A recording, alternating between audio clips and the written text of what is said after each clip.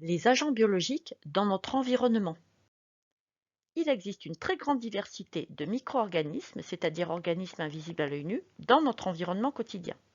Certains sont pathogènes car susceptibles de causer une maladie et certains sont particulièrement présents sur notre lieu de travail.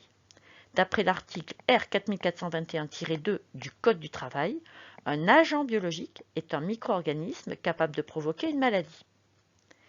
Ces agents biologiques sont au nombre de 4 catégories. Tout d'abord, les champignons microscopiques comme Aspergillus niger, les virus comme Herpes simplex, les bactéries comme Bacillus anthracis et les endoparasites de cellules comme Plasmodium falciparum.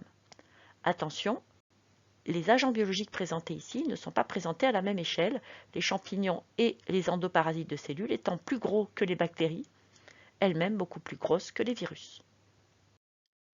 Au travail, quels sont les secteurs concernés par des expositions aux agents biologiques? Il s'agit des secteurs de la santé, des services à la personne, des secteurs vétérinaires, les abattoirs, les forêts, l'agriculture, l'agroalimentaire, les laboratoires pharmaceutiques, etc. Tout ce qui concerne aussi l'entretien, la maintenance. Dans l'environnement du travailleur, où se trouvent exactement ces agents biologiques? On les trouve soit directement chez les êtres vivants, des hommes, des animaux, des plantes, soit dans l'environnement, c'est-à-dire dans les eaux, dans le sol, dans des objets contaminés.